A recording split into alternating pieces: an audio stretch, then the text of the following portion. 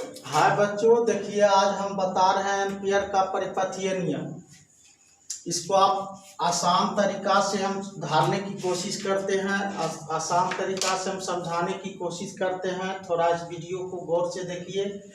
अब जितना प्रयास हो, हम सोचते हैं कि विद्यार्थी की जो कठिनाइयाँ होती है उस कठिनाइयों को दूर करते हुए, है ना, हम इस वीडियो को अपलोड कर रहे हैं। थोड़ा सा इस पर गौर करिए, पहले इस पर गौर करिए। एम्पियर का परिपथीय नियम समझने का आसान तरीका क्या है, कैसे हम इसको आसान तरीके से समझ सकते हैं और अपने भाषा में इसको ढाल सकते हैं। आप परीक्षा में जाते हैं तो परीक्षा में सदैव ये लिखा रहता है, विद्यार्थी यथासंभव अपने शब्दों में उत्तर दें। तो हम समझाने की उसी प्रकार से हम इसको समझाने की प्रयास करते हैं, जिससे कि आप इसको अपने शब्द में लिखने का प्रयास करें। अब इसको बताने के पहले हम इसको और आसान करने के लिए पहले कुछ सारांश बता देते हैं। इस पर गौर करिए, तब आप वीडियो को अच्छे तरह से समझ सकते हैं। या एम्पियर के परिपथीय नियम को आप अच्छे तरह से समझ सकते हैं। देखिए, कुछ सिंबल है, सिंबल को पढ़ने के लिए पहले जानिए। ये सभी जान रहे होंगे, इस आकृति को सभी पहचानते होंगे। 12 में पढ़ रहे हैं आप, समाकलन पढ़ चुके हैं। 12 में पढ़ रहे हैं, समाकलन आप पढ़ चुके हैं। ये इस आकृति को सभी जान रहे हैं। इसको क्या कहते हैं? समाकलन का चिन्ह है ये। और इसमें ये लगा दिए तो ये हो गया बंद। तो क्या हुआ? बंद परिपथ का रेखा समाकलन। एल लगाए तो एल का अर्थ हुआ रेखा, एल का अर्थ हुआ होता है लेंथ, लेंथ का तात्पर्य होता है क्या? रेखा। तो कहने की इसको क्या पढ़ेंगे बाबू? बंद परिपथ का रेखा समाकलन। ये स्पष्ट यहाँ दिया हुआ है। कैसा परिपथ है? बंद परिपथ। इसको हम पढ़ेंगे बंद परिपथ का रेखा, बंद परिपथ का रेखा। लेंथ है तो लेंथ को हम पढ़ेंगे रेखा। तो क्या पढ़ेंगे बाबू? बंद परिपथ का रेखा समाकलन। इसको क्या पढ़ा जाएगा बाबू? बंद परिपथ का रेखा समाकलन। स्पष्ट है। इसको बंद परिपथ का रेखा समाकलन। और पिछले वीडियो में हम बता चुके हैं, इसको पढ़ा जाता है क्या? चुंबकीय क्षेत्र की तीव्रता। इसको जो हम पढ़ते हैं क्या पढ़ते हैं बाबू? चुंबकीय क्षेत्र की तीव्रता।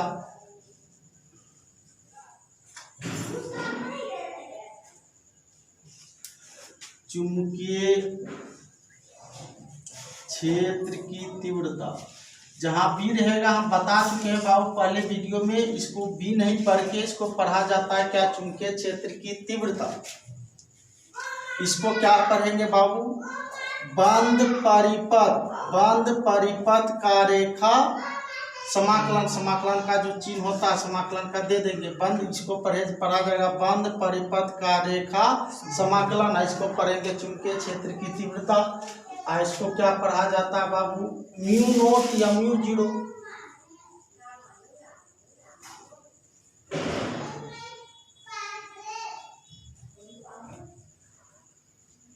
या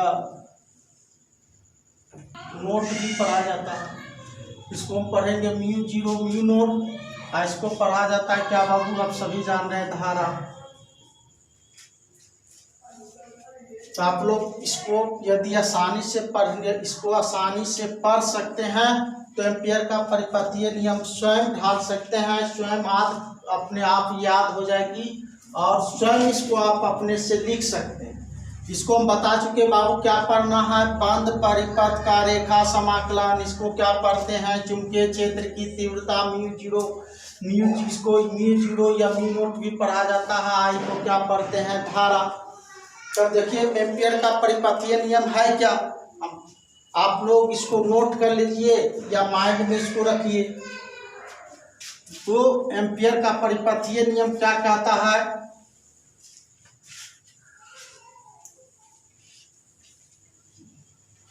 पढ़िए स्वयं। इसको क्या पढ़ेंगे? बंद परिपथ बंद परिपथ के परिता चुंबकीय क्षेत्र की तीव्रता इसको पढ़ेंगे। बंद परिपथ के परिता, ये क्या है? चुंबकीय क्षेत्र। बंद परिपथ यदि बंद रहेगा तो धारा का जो ये धारा का प्रवाह होगा जब भी ऊपर से अंदर जाने का तो जगह रहता नहीं है। परिपथ यदि बंद रहे तो जैसे ये परिपथ है, तो ये बंद है तो इसमें धारा देने का अर्थ ये अंदर से धारा नहीं बहेगी। धारा कहाँ से बहती है? ऊपर से। तो ऊपर से कोई भी परिपथ यदि बंद रहे तो बंद परिपथ के परिता ही चुंबकीय क्षेत्र उत्पन्न होता है। क्यों? बंद परिपथ के परिता तो धारा अंदर नहीं जाती है, धारा कहाँ बहती है? ऊपर बहती है। तो ऊपर बहती है तो चुंबकीय क्षेत्र भी ऊपर ही बहेगी। कहने का तात्पर्य है बंद परिपथ यदि रहे तो चुंबकीय क्षेत्र की धारा जब ऊपर बहेगी तो चुंबकीय क्षेत्र भी ऊपर ही उत्पन्न होगी। इसी रूप से इसको पढ़ा जाता है। क्या पढ़ेंगे बाबू? चुंबकीय क्षेत्र जब भी उत्पन्न होगा, ये सेंस रखना होगा। बंद परिपथ में धारा का प्रवाह करेंगे तो धारा का प्रवाह ऊपर होगा तो चुंबकीय क्षेत्र भी ऊपर ही उत्पन्न होगा। तो इसी सेंस से पढ़ा जाता है इसको। क्या?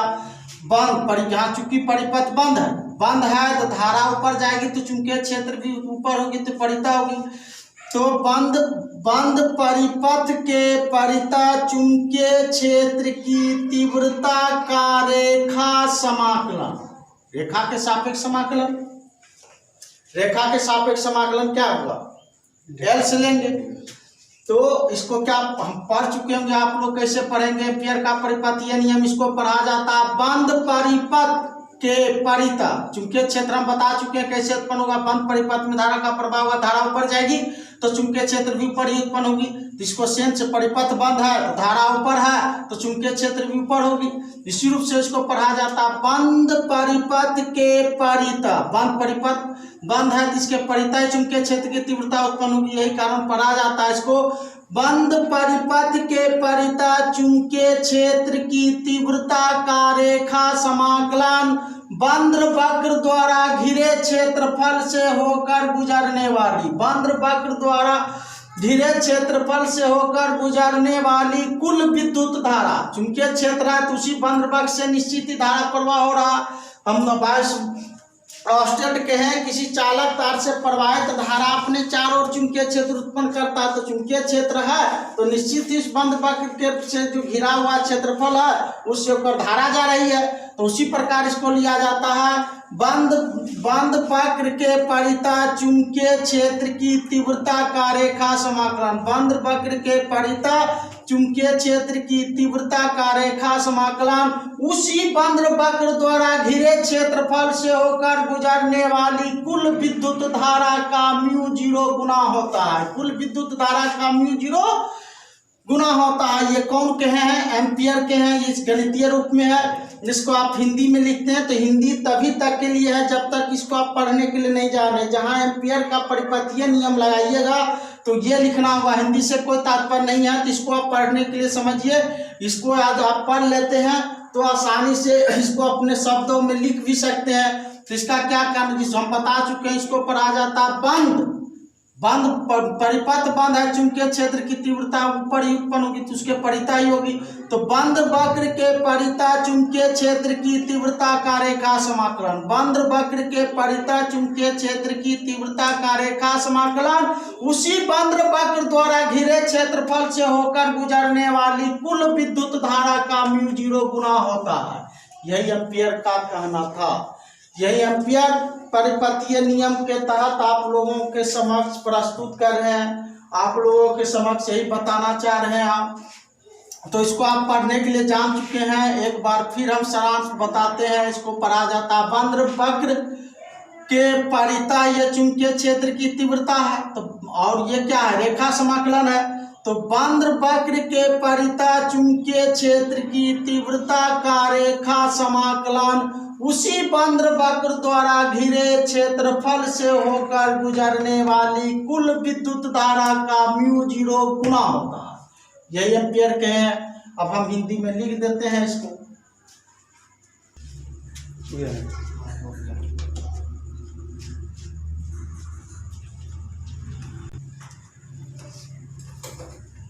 देखिए बाबू, एम्पियर का परिपथीय नियम हम आप लोगों को अच्छे से समझा चुके हैं। जो हम फिजिक्स में समझाए थे उस वही यहाँ हिंदी में लिखे हैं। हिंदी भाषा तभी के तक के लिए है जब तक आप नीचे वाले को पढ़ने के लिए नहीं जान रहे हैं। आप हिंदी भाषा से बिलोंग करते हैं, यही कारण इस पहले हिंदी में दे दिया जाता। तो हम जो भी लिखे हिंदी भाषा में क्या लिखे, बंद वक्र के परितः, बंद वक्र के परितः चुंबकीय क्षेत्र की तीव्रता का रेखा समाकलन उस बंद वक्र द्वारा घिरे क्षेत्रफल से होकर गुजरने वाली कुल विद्युत धारा का μ0 गुना होता है। अब इसी को फिजिक्स रूप में ढालते हैं किसी बंद वक्र, तो बंद वक्र ले लेंगे। एक बंद वक्र के परितः चुंबकीय क्षेत्र की तीव्रता का रेखा समाकलन हो गई। लिखने के लिए जान गए होंगे। या फिर एक बात देखिए, जो हिंदी में लिखा हुआ बंद वक्र का रहा तो बंद वक्र ले लेंगे। तो ये बंद वक्र के परितः जो कि पृष्ठ बंद है तो चुंबकीय क्षेत्र की तीव्रता भी उत्पन्न होगी, तो पृष्ठ के परितः ऊपर ही उत्पन्न होगी। तो किसी बंद वक्र के परितः चुंबकीय क्षेत्र की तीव्रता का रेखा समाकलन उस बंद वक्र द्वारा घिरे क्षेत्रफल से होकर गुजरने वाली कुल विद्युत धारा का μ0 गुना होता है। आप लोग इसको अच्छे से पढ़ सकते हैं।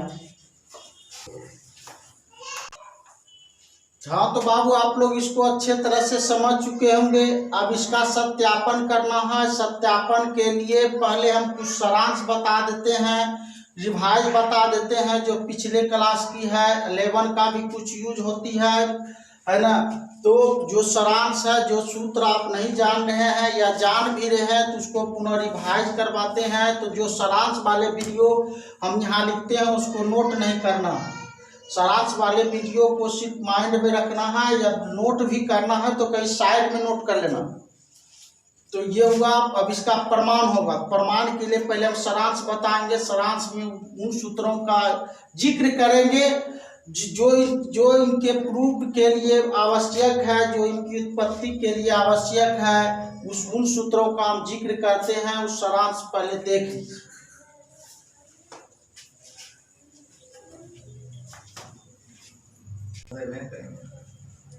देखिए, एम्पियर के परिपथीय नियम के प्रमाण के लिए जो चीज आवश्यक है, जिन आवश्यक तत्वों की आवश्यकता, हम उसको समझाने की कोशिश कर रहे हैं। आप समझिए।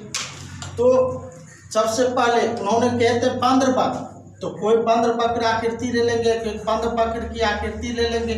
इसी उन्होंने क्या बंद वक्र के परितः, तो बंद वक्र लेंगे तब ना इसके परितः चुंबकीय क्षेत्र उत्पन्न होगा। तो इसके परितः चुंबकीय क्षेत्र कब उत्पन्न होगी बाबू?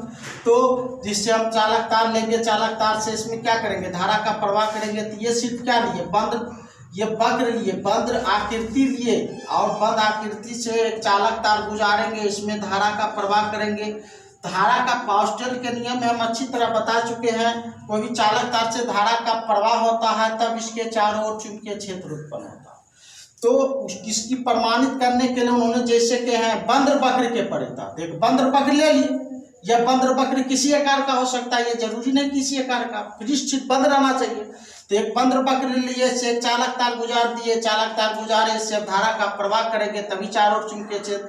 तो जैसे हम इससे धारा का प्रवाह करेंगे तो इसके चारों ओर बंद वक्र के ऊपर या परितः चारों ओर क्या उत्पन्न हो जाएगा, चुंबकीय क्षेत्र की तीव्रता। और चुंबकीय क्षेत्र की तीव्रता जो उत्पन्न होगी तो इसके कारण केंद्र पर आप लोग चुंबकीय क्षेत्र की तीव्रता निकाल चुके हैं बायोट-सावर्त के नियम से। इससे कुछ दूरी पर जो चुंबकीय क्षेत्र की तीव्रता, यहाँ सौरपांश की लंबाई P बिंदु पर लेते हैं, सौरपांश की लंबाई। तो आप लोग जो है बायोट-सावर्त के नियम में वृत्ताकार कुंडली के केंद्र पर चुंबकीय क्षेत्र की तीव्रता निकाल चुके हैं। तो याद रखना होगा कितना उत्पन्न होता है, तो μ0/4 पाई × 2I/r। तो इसको हम समझाने का यही करने के इसके सारांश में बताना चाह रहे हैं। जो कहे थे क्या, बंद वक्र के परितः, तो एक बंद वक्र ले लिए।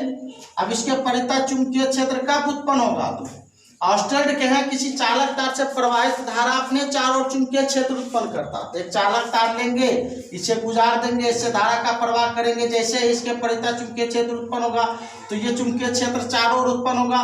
तो ये कैसा कुंडली के आकार का लिया, तो वृत्ताकार कुंडली के कारण जितना चुंबकीय क्षेत्र की तीव्रता उत्पन्न होती है बायोसवार्ट के नियम से, चुंबकीय क्षेत्र की तीव्रता को B से, कुंडली के केंद्र पर जो हम चुंबकीय क्षेत्र की तीव्रता निकाले थे बायोसवार्ट के नियम से, ये कितना निकाले थे बाबू, μ0/4π 2I/r, μ0/4π 2I/r। तो इसको याद रखना होगा, क्यों, क्योंकि आप पहले निकाल चुके हैं। तो वृत्ताकार कुंडली के केंद्र के लिए चुंबकीय क्षेत्र की तीव्रता जितना होती है इस सूत्र का यूज होगी, इस सूत्र का यूज होगा। और दूसरा जो सूत्र इसमें लागू होगी तो अदिश गुणन, दो सदिशों का अदिश गुणनफल, दो सदिशों के ये है क्या, दो सदिशों के अदिश गुणनफल, इसको पढ़ा जाता है दो सदिशों का अदिश गुणनफल, दो सदिशों का अदिश गुणनफल। इसको हम क्या पढ़ते बाबू, दो सदिशों के बिंदुवत रहता है, बिंदुवत को पढ़ा जाता है दो सदिशों का अदिश गुणनफल। तो जहां और क्रॉस रहेगा तो दो सदिशों का यहाँ क्रॉस रहेगा तो ये दो सदिशों का सदिश गुणनफल कहला जाएगा। क्रॉस जहां दिया जाता है क्रॉस को पढ़ा जाता है दो सदिशों का सदिश गुणनफल। क्रॉस को कहने का तात्पर्य क्रॉस को सदिश गुणनफल पढ़ा जाता है और बिंदुवत को अदिश गुणनफल पढ़ा जाता है। और ये बिंदुवत आता है तो बिंदुवत हो या क्रॉस हो, ये जो आता है फिजिक्स के लिए जो आता है तो दो सदिशों का एक अदिश गुणनफल दिखाने के लिए और एक आता है दो सदिशों का सदिश गुणनफल दिखाने के लिए। जहाँ बिंदुवत रहेगा तो उसको सदैव अदिश गुणनफल पढ़ेंगे, जहाँ क्रॉस रहेगा इसको सदिश गुणनफल पढ़ेंगे। कहने का तात्पर्य इसको हम कैसे पढ़ा जाता है, दोनों का हल करने का रूल अलग अलग है। सदिश राशि किसको कहते हैं, तो सदिश राशि में दो चीज 11 में आप लोग पढ़ चुके होंगे या नहीं पढ़े, फिर तो हम सारांश बता देते हैं। कोई किसी भी सदिश राशि को सूचित करने के लिए दिशा एवं परिमाण, दिशा एवं परिमाण, तो ये परिमाण है, ये परिमाण है, ये परिमाण है, इसमें वेक्टर लगा देते हैं तो ये दिशा हो जाती है। दो सदिशों का ये सदिश को सूचित करने के लिए दिशा और परिमाण दोनों की आवश्यकता होती है। तो दिशा है और ये परिमाण है, और सिर्फ ये लिखे ये दिशा को बताता है। ये जहाँ रहेगा दिशा पढ़ेंगे, इसको क्या पढ़ेंगे बाबू, परिमाण। इसको दिशा और इसको क्या पढ़ेंगे, परिमाण। तो कहने का अर्थ सदिश से सिर्फ ये निकाल दिए, सिर्फ क्या बचा, परिमाण, सिर्फ ये क्या बचा, परिमाण। तो कोई भी सदिश राशि को सूचित करने के लिए दो चीज की आवश्यकता होती है, दिशा और परिमाण, और दिशा को हटा देंगे सिर्फ क्या बचेगा, परिमाण। अब इसी के तर्ज पर देखिए क्या कहता, क्या दो सदिशों के अदिश गुणनफल, आज जो सूत्र यूज है इसका, इस सूत्र का यूज है दो सदिशों के अदिश गुणनफल का। इसका क्या कहना, तो दो सदिशों के अदिश गुणनफल, बिंदुवत को हम बता चुके हैं, अदिश गुणनफल पढ़ेंगे तो दो सदिशों के अदिश गुणनफल उन्हीं सदिशों के क्या लिए, परिमाण। इससे वेक्टर खत्म हो गया। तो सदिश को सूचित करने के लिए हम बता चुके हैं दिशा और परिमाण की आवश्यकता होती है, दिशा और परिमाण की आवश्यकता होती है। तो इससे वेक्टर हटा देते हैं, सिर्फ क्या बचता है, परिमाण। तो उन्हीं सदिश का परिमाण लिया गया। तो दो सदिशों के अदिश गुणनफल का रूल कहता है दो सदिशों का अदिश गुणनफल उन सदिशों के परिमाण तथा बीच बने कोण के कोजिया, बीच बने कोण के कोजिया के गुणनफल के बराबर होता है, कोजिया के गुणनफल के बराबर होता है। कहने का तात्पर्य साइन को हम बता चुके हैं, हिंदी में जिया पढ़ा जाता है और कोस को हिंदी में कोजिया कोस को हिंदी में कोजिया पढ़ते हैं और टेन को हिंदी में स्पर्जिया पढ़ते हैं। तो यहाँ कोस है तो, और ये थीटा क्या है, इन्हीं दोनों सदिश के बीच बना कोण है, इन्हीं दोनों सदिश के बीच बना कोण थीटा है, और इसमें कोस लगा देंगे तो इसको कोजिया पढ़ेंगे। तो इसको क्या पढ़ेंगे बाबू, दो सदिशों का अदिश गुणनफल, दो सदिशों का अदिश गुणनफल उन सदिशों के परिमाण तथा बीच बने कोण के कोजिया के गुणनफल के बराबर होता है। आप लोग समझ चुके होंगे।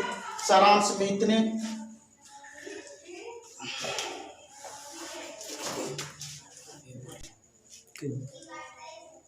देखिए बाबू, जिस प्रकार सारांश में बताए इस जो है एम्पियर के परिपथीय नियम को उसी प्रकार आप प्रमाणित कर सकते हैं। इसका प्रमाण के लिए पहले जो है बंद उन्होंने के बंद पृष्ठ के परितः, तो एक बंद पृष्ठ लेंगे बाबू सबसे पहले।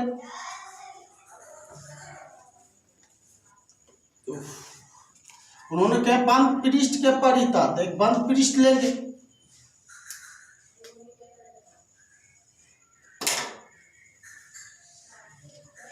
एक बंद पृष्ठ लिए, अब के परितः, तो इससे कोई चालक तार आप गुजारेंगे।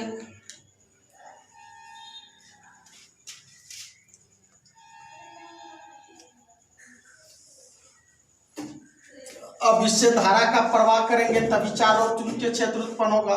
जिस प्रकार के उसी प्रकार लेना।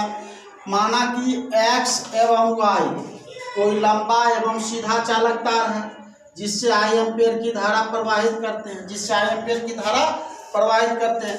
उन्होंने कहते बंद पृष्ठ के परितः, तो एक बंद पृष्ठ ले लिए, इससे एक चालक तार गुजारे, इसका नामकरण कर दिए। इसका नामकरण क्या किए? X Y.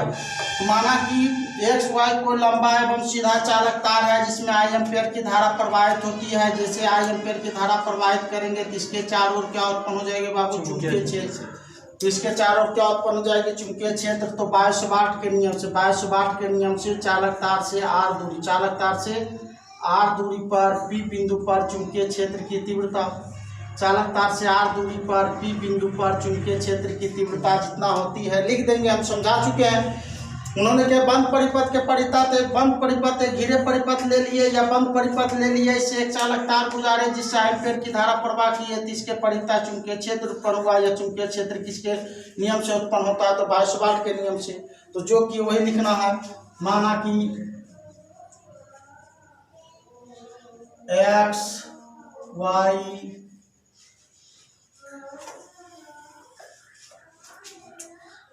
एक लंबा चालक तार है जिसमें I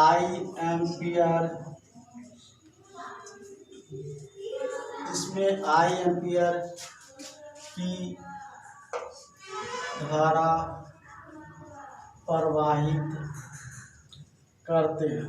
एम्पियर की धारा प्रवाहित करते हैं। जैसे I एम्पियर की धारा प्रवाहित किए तो इसके चारों चुंबकीय क्षेत्र उत्पन्न हो गया। या चुंबकीय क्षेत्र कितना उत्पन्न हुआ? तो किसके नियम से? बायोट के नियम से। तो कहाँ उत्पन्न हुआ? तो चालक तार से आर दूरी पर P बिंदु पर, वही ले लेंगे। चालक तार से आर दूरी पर P बिंदु पर चुंबकीय क्षेत्र की तीव्रता किसके नियम से? बायोट के नियम से। तो चालक तार से आर दूरी पर P बिंदु पर, चालक तार से आर दूरी पर P बिंदु पर चुंबकीय क्षेत्र की तीव्रता, चुंबकीय क्षेत्र की तीव्रता, चालक तार से आर दूरी पर P बिंदु पर चुंबकीय क्षेत्र की तीव्रता किसके नियम से बाबू? बायोट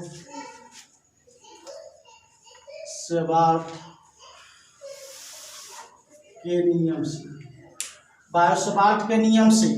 तो बायोट के नियम से P बिंदु पर चुंबकीय क्षेत्र की तीव्रता कितना उत्पन्न होगी? तो ये कैसा कुंडली है? वृत्ताकार। वृत्ताकार के कारण जो उत्पन्न होती है बायोट के नियम से चुंबकीय क्षेत्र की तीव्रता B बराबर कितना बता चुके हैं? B μ0/4 pi I into I बटे 2I/R। ये समीकरण मान लेंगे क्या? फर्स्ट।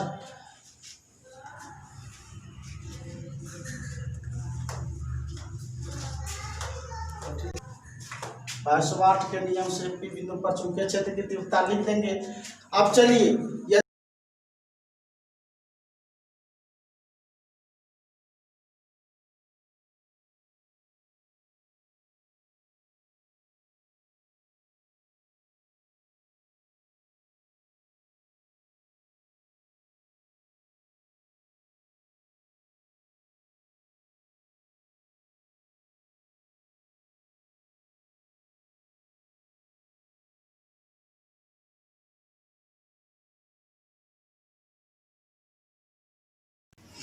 देखिए आगे बाबू, यहाँ तक बताए अब आगे जो देखिए क्या है, अब P बिंदु पर हम एक स्वल्पांश की कल्पना करेंगे।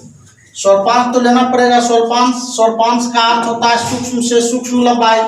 तो एक P बिंदु पर हम एक स्वल्पांश की कल्पना करते हैं। तो एम्पियर के परिपथीय नियम में सदैव यह लिया जाता है स्वल्पांश और चुंबकीय क्षेत्र की दिशा दोनों एक ही दिशा में होती है। तो P बिंदु पर यदि एक स्वल्पांश की हम कल्पना करते हैं, P बिंदु पर एक स्वल्पांश डेल्टा एल की कल्पना हम करते हैं। P बिंदु पर एक स्वल्पांश डेल्टा एल की कल्पना करते हैं। स्वल्पांश और चुंबकीय क्षेत्र की तीव्रता, चुंबकीय क्षेत्र की तीव्रता को क्या से B से, तो दोनों की दिशा सदैव एक होती है। दोनों की दिशा सदैव एक होती है। ये हमेशा आपको याद रखना पड़ेगा। P बिंदु पर यदि एक स्वल्पांश पहले भी पढ़ चुके हैं, जितने दूरी तक के लिए निकालते हैं उतनी दूरी को लेते हैं। तो यहाँ पर जैसे स्वल्पांश की हम कल्पना कर दें तो स्वल्पांश और चुंबकीय क्षेत्र की दिशा एक हो जाती है। तो एक हो जाने का जो लंबाई जिस रेखा पर स्वल्पांश है उसी रेखा पर चुंबकीय क्षेत्र की तीव्रता है। तो दोनों रेखा एक ही कर गया। बीच का एंगल कितना डिग्री बना बाबू? 0 डिग्री। ये सदैव माथा में रखे। तो जो किए वही लिखना। यदि P बिंदु पर एक अनंत सूक्ष्म लंबाई डेल्टा एल के एक स्वल्पांश की कल्पना करते हैं तो स्वल्पांश डेल्टा एल एवं चुंबकीय क्षेत्र की तीव्रता B दोनों की दिशा एक होती है। फिर एक बार देखें। यदि P बिंदु पर एक स्वल्पांश डेल्टा एल की कल्पना करते हैं तो स्वल्पांश की लंबाई डेल्टा एल एवं चुंबकीय क्षेत्र की तीव्रता B दोनों की दिशा एक होती है। तो वही ले लेंगे।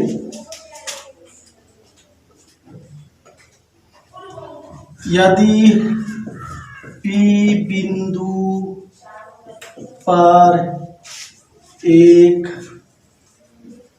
अनंत सूक्ष्म लंबाई डेल्टा एल के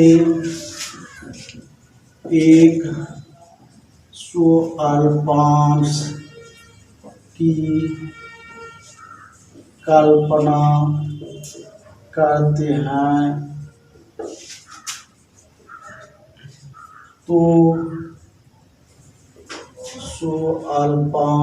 तो स्वल्पांश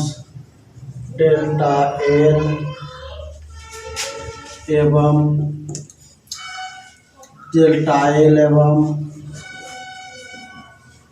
चुंबकीय क्षेत्र की तीव्रता P की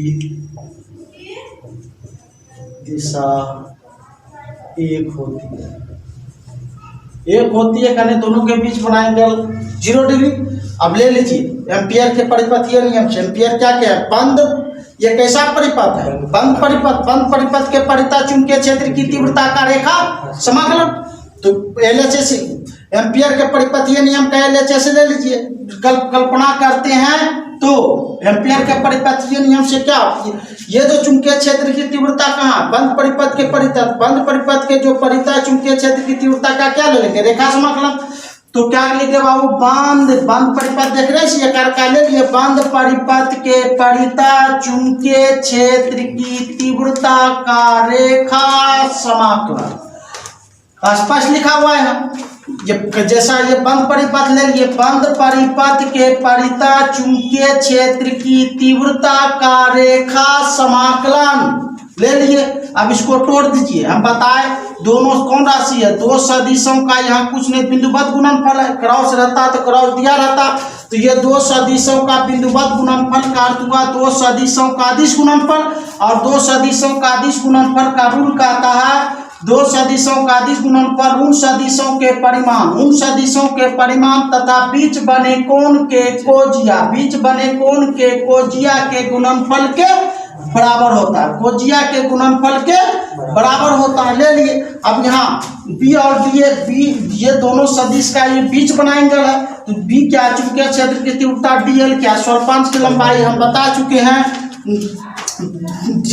स्वल्पांश की लंबाई और चुंबकीय क्षेत्र की तीव्रता के बीच बना कोण कितना डिग्री है? 0 डिग्री। क्यों? क्योंकि स्वल्पांश और चुंबकीय क्षेत्र की तीव्रता दोनों एक ही रेखा पर है, एक ही रेखा पर है तो बीच बनाएंगे, एक ही दिशा या एक ही रेखा पर है तो बीच बना कौन, यहाँ थीटा बराबर कितना डिग्री है बाबू दिया होगा, थीटा बराबर कितना डिग्री, तो 0 डिग्री यहाँ झाड़ेंगे 0। तो बंद परिपथ के परिता चुंबकीय क्षेत्र की तीव्रता का रेखा समाकलन, इसको पढ़ लेंगे। बंद परिपथ के परिता चुंबकीय क्षेत्र की तीव्रता का रेखा समाकलन, इसको ऐसे नहीं पढ़ा, इसको इसी रूप से पढ़ेंगे। बंद परिपथ के परिता चुंबकीय क्षेत्र की तीव्रता का रेखा समाकलन बराबर होगा बंद परिपथ के परिता चुंबकीय क्षेत्र की तीव्रता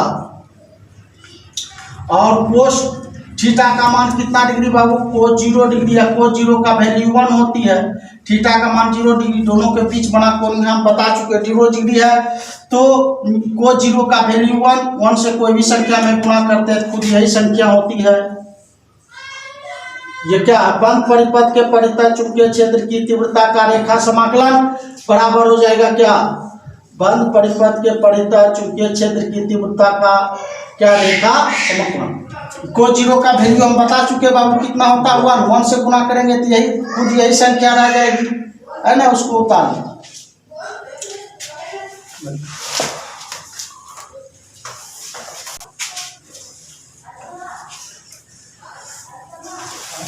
देखिए यहाँ तक हम बताए थे बंद परिपथ के परिता चुंबकीय क्षेत्र की तीव्रता का रेखा समाकलन, ये निकला था वैल्यू। अब हम इसका समाकलन करेंगे, समाकलन का तात्पर्य होता है जो अक्षर डी के बाद होता है उसी का समाकलन करते हैं। डी के बाद कौन से अक्षर है बाबू, एल है, एल यहाँ रहता तब समाकलन होता, और डी के बाद जो अक्षर है यहाँ नहीं रहता है तो वह क्या होता, बाहर चली जाती है। तो डी के बाद एल है, यहाँ बी है तो बी का समाकलन नहीं होगा, डी के बाद जो अक्षर रहेगा वो अक्षर यहाँ होगी तभी समाकलन होगी, तो बी का समाकलन नहीं होगा, तो बी क्या होगा बाहर।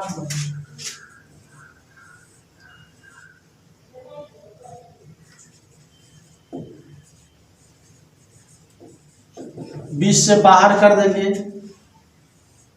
अब संपूर्ण बंद पृष्ठ का क्या निकला, स्वल्पांश, संपूर्ण बंद पृष्ठ का स्वल्पांश।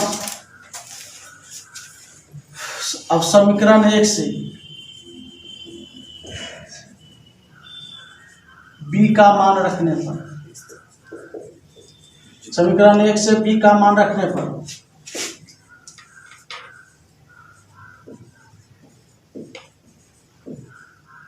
ये क्या, बंद परिपथ के परिता चुंबकीय क्षेत्र की तीव्रता का रेखा समाकलन रहा, बी का मान वैल्यू रखेंगे तो क्या निकाले थे, μ0 बटे 4 पाई इंटू 2i बटे r, 2i बटे r। ये स्पष्ट करा संपूर्ण बंद पृष्ठ, संपूर्ण बंद पृष्ठ का रेखा समाकलन, संपूर्ण बंद पृष्ठ के स्वल्पांश। तो संपूर्ण बंद पृष्ठ कैसा है, वृत्ता का, तो संपूर्ण बंद पृष्ठ की लंबाई पूछ रहा, संपूर्ण बंद पृष्ठ की लंबाई का अर्थ हुआ क्या, वृत्त की परिधि, वृत्त की परिधि। तो यह प्रश्न स्पष्ट पूछ रहा, संपूर्ण बंद पृष्ठ, संपूर्ण बंद पृष्ठ की परिधि कैसा है, तो संपूर्ण बंद पृष्ठ की लंबाई या संपूर्ण बंद पृष्ठ की परिधि वृत्ताकार है, तो वृत्ताकार की परिधि होता है कितना बाबू, 2 पाई r। संपूर्ण बंद पृष्ठ की परिधि निकाले क्या बाबू, 2 पाई r, तो यहाँ पुट कर देंगे। तो ये क्या, बंद पृष्ठ के परिता बंद पृष्ठ के परिता चुंबकीय क्षेत्र की तीव्रता का रेखा समाकलन, बंद पृष्ठ के परिता चुंबकीय क्षेत्र की तीव्रता का रेखा समाकलन और आ जाएगा μ0 बटे 4 पाई इंटू 2i बटे r और गुना हो जाएगा 2 पाई r, 2 पाई r। तो 2 दूनी 4, 2 और 2 खत्म, और r खत्म।